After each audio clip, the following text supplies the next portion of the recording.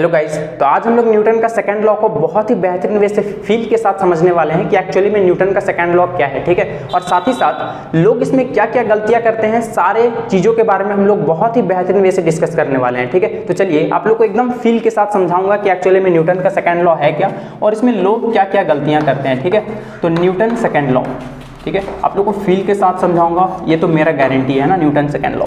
चलिए सबसे पहले मैं इसे डिफाइन कर लूँ कि एक्चुअली में है क्या। ठीक है, तो it is defined as rate of change in momentum. ठीक है, rate of change in momentum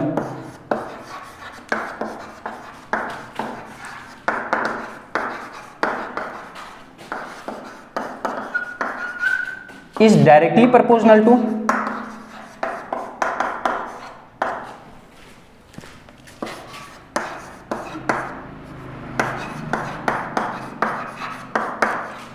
force applied on the body, है ना, फोर्स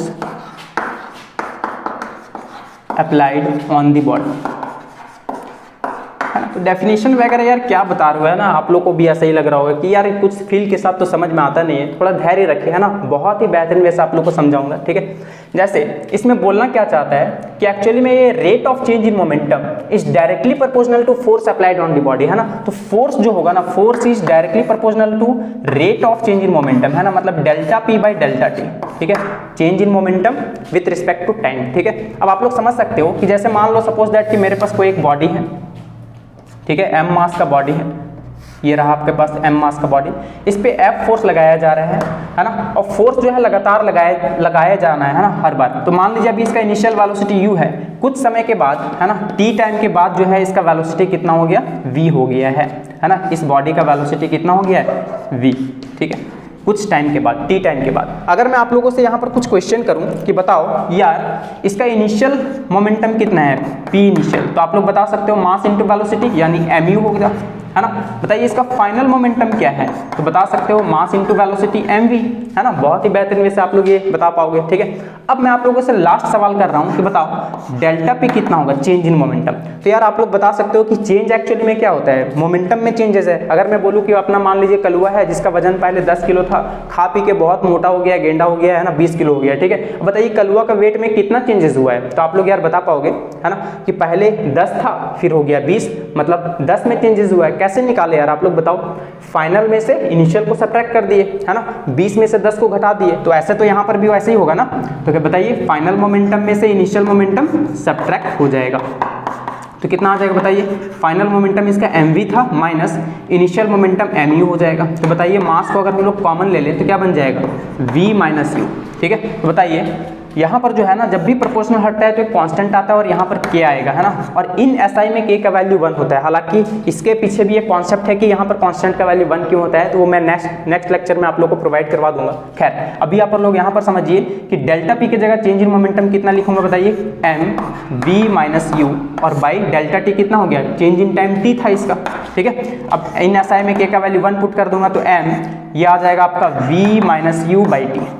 ठीक है, ये अब बताइए क्या यार ये जाना पहचाना शकल नहीं लग रहा है, v minus you by T, मतलब अपना कल वही तो नहीं है, हाँ बिल्कुल वही है ना, लेकिन वो फेयर लवली वगैरह लगा लिए इसलिए इसका रूप थोड़ा चेंज है। चलिए मैं दिखाता हूँ यहाँ पर, है ना, ये एक्चुअली में v minus you by T अपना कौन है, एक्सेलरेशन। आप लोग थोड़ा मन पे एकदम, है ना, दिमाग पे थोड़ा जोर डालो कि एक्चुअली में चेंज इन वेलोसिटी, है ना, rate of change in velocity क्या होता है, एक्सेलरेशन ही होता है। तो बताइए v minus you by T क्या होगा, एक्सेलरेशन होगा। और आप लोग यहाँ से भी समझ सकते हो v is equal to u plus a t वाला इक्वेशन यहाँ से भी ड्राइव हो जाएगा। ठीक है, खैर देखिए f is equal to m, ये अपना कौन है, एक्सेलरेशन है। देखिए f is equal to m है, लेकिन ये एक्चुअली में ना गलत है, ये 100% सही नहीं है। एक्चुअली में डिराइव्ड रिजल्ट है, क्या है अपना डिराइव्ड, ये एक्चुअली में किसी से डिराइव्ड हुआ है। एक्चुअल फॉर्मूला इसका क्या है ना, अभी मैं कुछ देर में अभी आप लोग को दिखाने वाला हूँ, ये एक्चुअली में डिराइव्ड रिजल्ट है। लेकिन ये एक्चुअली में जो डिराइव्ड रिजल्ट है ना, ये भी एक्चुअली में गलत है। बोले यार आप बोल रहे हो एक तरह से कि ये गलत है और इसमें भी आप लोग बोल रहे हैं कि इसमें भी कुछ गलत है, बोले बोलना क्या चाह रहे हैं आप, मैं यह बोलना चाह रहा हूँ ना कि एक्चुअली में जो रिजल्ट है ना किसी से डिराइव्ड हुआ है। ठीक है, किसी से डिराइव्ड हुआ है, और जो डिराइव्ड हुआ है चलो मान लिया कि डिराइव्ड हुआ है, लेकिन ये भी इसका जो शकल है ना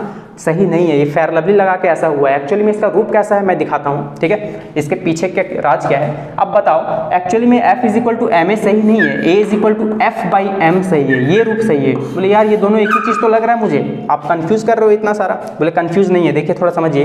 भले आप लोग को ऐसा लग रहा होगा कि हम मास मल्टीप्लाई में है तो उधर डिवाइड में चला गया तो ए का वैल्यू एफ बाई एम आ गया, बोले दोनों तो एक ही है, लेकिन दोनों का ना मीनिंग जो है ना आसमान जमीन का फर्क होता है। ठीक है, मैं आप लोग को थोड़ा यहाँ दिखाने की कोशिश कर रहा हूँ। अगर मैं पहले वाले के बारे में बात करूँ तो इसका मतलब ये है कि मेरे पास कोई एक एम मास का बॉडी है, पहला वाला, ठीक है, m मास का बॉडी है और उस पर a एक्सेलरेशन लगाया जा रहा है ना, a एक्सेलरेशन, तब उसमें f फोर्स प्रोड्यूस हो रहा है। ठीक है, इसका मतलब क्या है, कोई m मास का बॉडी में अगर हम लोग a एक्सेलरेशन लगाएंगे तो f फोर्स प्रोड्यूस होगा। तो यार क्या आप लोग को थोड़ा अजीब नहीं लग रहा है? क्या बॉडी पे हम लोग एक्सेलरेशन लगाते हैं तब फोर्स प्रोड्यूस होता है? नहीं, बिल्कुल नहीं, है ना। एक्चुअली में बॉडी पे हम लोग फोर्स लगाते हैं। हाँ, ये आप लोग अब समझ सकते हो आप लोग, है ना। तो देखिए सेकंड वाला मीनिंग एग्जैक्ट निकल रहा है कि मेरे पास कोई एक m मास का बॉडी है, अगर उसमें F फोर्स अप्लाई किया जाए तो उसमें A एक्सेलरेशन प्रोड्यूस होगा, है ना। A एक्सेलरेशन प्रोड्यूस होगा जब M मास का बॉडी पे हम लोग F फोर्स अप्लाई करेंगे। अब आप लोग को थोड़ा चमका है अच्छे से, है ना, अच्छे वे में समझ में आया है कि एक्चुअली में दोनों का मीनिंग कितना आसमान जमीन का फर्क है। ठीक है, हालांकि ये डिराइव्ड रिजल्ट है, लेकिन फिर भी यार हम लोग F is equal to ma को क्यों यूज करते हैं? इसका यूज करने का कॉन्सेप्ट ये है कि एक्चुअली में जो हम लोग FBD वगैरह सॉल्व करते हैं ना, फ्री बॉडी डायग्राम, तो हम लोग वहाँ पर नेट फोर्सेस को लिख रहे होते हैं, है ना। तो फोर्स वाला इक्वेशन ज़्यादा यूज होता है, इसलिए हम लोग उसको यूज कर लेते हैं। लेकिन मैं फिर भी थोड़ा सा आप लोग को तसल्ली दिला दिया कि एक्चुअली में इसका सही रूप जो है ना ये है। ठीक है, अगर इसको वॉश करोगे फेयर लवली जब धुल जाएगा ना तो एक्चुअल रूप इसका ये है। क्लियर है ये बात? चलिए, अब मैं ऐसा क्यों बोल रहा था कि एक्चुअली में डिराइव्ड रिजल्ट है, तो चलिए मैं थोड़ा आप लोग को बताता हूँ। यहाँ पर यार हम लोग सबसे बड़ा पाप ये किए है ना कि मास को कांस्टेंट मान लिए, ये पाप ही बन गए हम लोग, समझिए। बोले यार मास को कांस्टेंट, तो क्या मास चेंज होगा क्या यहाँ पर? बिल्कुल होगा। कैसे होगा? चलो मैं बताता हूँ। अब बताओ, जैसे मैं इसे थोड़ा रब करता हूँ, ठीक है, फिर आप लोग को पूरा फील के साथ आप लोग को बेहतरीन वे से आप लोग को सिखाने की कोशिश करूँगा, ये तो मेरा गारंटी है। चलो देखो, जैसे दो कंडीशन में ना मास का वैल्यू चेंज होता है। बोले दो कंडीशन कौन कौन सा? जैसे मान लो आप अपना फरारी की सवारी, जो भी है, अपना कार है आपके पास, ठीक है, ये रहा आपका कार,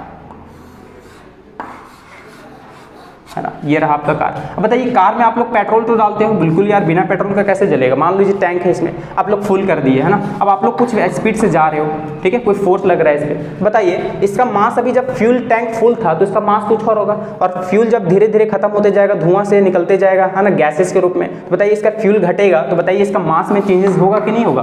बिल्कुल होगा। मतलब ये फ्यूल की वजह से मास डिक्रीज होना ही होना है। और देखिए दूसरा वाला आप लोग समझ सकते हो स्पेशल थ्योरी ऑफ रिलेटिविटी से, तो मास जो होता है ना स्पीड पे भी डिपेंड करता है, वेलोसिटी पे भी डिपेंड करता है ना। m is equal to m not upon under root 1 minus v square by c square. जब भी कोई पार्टिकल या बॉडी अगर लाइट के स्पीड के कंपैरिजन में चला जाए तो उसका मास भी चेंज हो रहा होता है। एक्चुअली में ये रेस्ट मास है ना, तो मास में चेंज हो रहा होता है, मतलब उसका मास जो है ना बढ़ जाता है। क्लियर है? इंक्रीज हो जाता है। जब भी कोई कुछ स्पीड में होगा, मोशन में होगा, तो उसका मास इंक्रीज कर रहा होता है। लेकिन यार हम लोग यहाँ पर हम लोग नॉर्मल जिंदगी में इतना मास को गेन नहीं कर पाते हैं कि एक्चुअली में स्पीड ऑफ लाइट के बराबर हो जाए, इसलिए हम लोग वहाँ पर थोड़ा बहुत मासेज में चेंजेस होता है, थोड़ा बहुत इंक्रीज होता है, तो हम लोग उसको इग्नोर कर देते हैं। वही वाला हाल हो गया कि 1000 लीटर का पानी का टैंक में अगर हम लोग एक बूंद अगर कोई निकाल ले तो उस पर मैं केस नहीं कर दूंगा, है ना, कि एक्चुअली में एक बूंद कलवा चोरी करके चला गया है, नहीं, है ना, वो इग्नोरेबल है ना, इग्नोर कर सकते हैं उसको। तो ठीक उसी तरह से हम लोग के जिंदगी में इतना मासेस में फर्क नहीं हो रहा होता है, क्योंकि यार लाइट का स्पीड 3 × 10⁸ मीटर पर सेकेंड का रफ्तार से जाता है। हम लोग कहाँ 20, 40, 60, 200, 400 मीटर पर किलोमीटर पर आवर के स्पीड से जाते हैं। इस तरह से सोचिए कितना ज़्यादा मतलब कम है उसके तुलना में, है ना, तो इतना ज़्यादा चेंजेस नहीं हो रहा होता है। क्लियर है बात? तो इसलिए हम लोग उसको इग्नोर कर देते हैं। लेकिन हम लोग एक सटीक फॉर्मूला को डिराइव करना चाहते हैं कि मास को कांस्टेंट ना माना जाए, ठीक है, एकदम ही नहीं मानेंगे। क्लियर? तो चलिए, तो फोर्स का वैल्यू क्या आ जाएगा? F is equal to dp/dt, है ना। हम लोग मान के चल रहे हैं कि छोटा सा टाइम पीरियड में छोटा सा मोमेंटम चेंज हो रहा है, ठीक है, और p का वैल्यू क्या होता है? मास इंटू वेलोसिटी, ठीक है, मास इंटू वेलोसिटी। तो बताइए F is equal to dmv/dt। अगर मैं यहाँ पर मास को कांस्टेंट ले लूँ और डिफरेंशिएशन के बाहर निकाल दूँ तो dv/dt क्या बन जाएगा? एक्सेलरेशन बन जाएगा, है ना। तो यहाँ से आप लोगों का वो डिराइव्ड रिजल्ट आ जाएगा F is equal to ma, ठीक है। लेकिन यहाँ पर हम लोग मास को कांस्टेंट नहीं मान रहे हैं, ठीक है। तो बताइए यहाँ पर इसका भी डिफरेंशिएशन होगा, ठीक है, प्रोडक्ट रूल लगाना पड़ेगा, m को छोड़ो, है ना, u को छोड़ो, dv/dt, v का डिफरेंशिएशन, ठीक है, प्लस v को छोड़ो dm/dt, ठीक है। ये आप लोग प्रोडक्ट रूल में पढ़े होंगे कि कैसे डिफरेंशिएशन किया जाता है।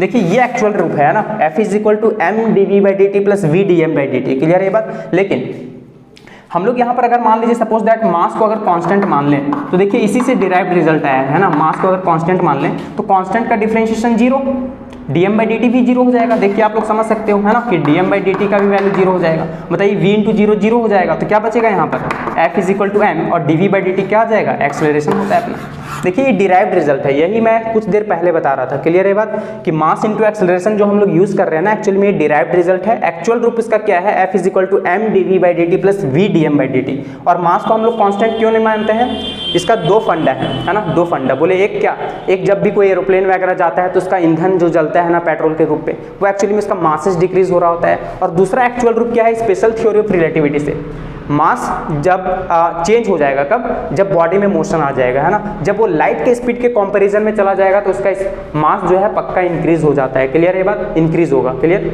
तो हम लोग नॉर्मल जिंदगी में इसलिए इसको इग्नोर कर देते हैं ना, हम लोग ज़्यादातर ये वाला केस को यूज़ करते हैं 99% f is equal to M.